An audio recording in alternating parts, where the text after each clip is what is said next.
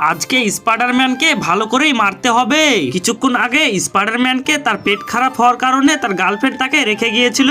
সেই সুযোগ পেয়ে আমি স্পাইডারম্যানকে নিয়ে পালিয়ে এসেছি। হা হা হা।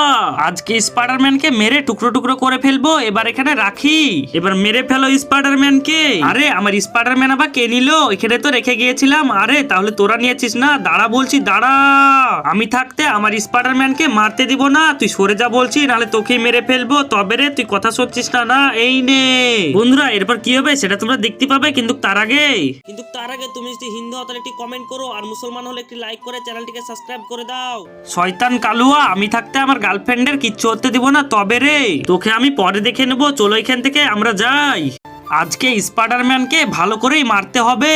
কিছুক্ষণ আগে স্পাইডারম্যানকে তার পেট খারাপ হওয়ার কারণে তার গার্লফ্রেন্ড তাকে রেখে গিয়েছিল।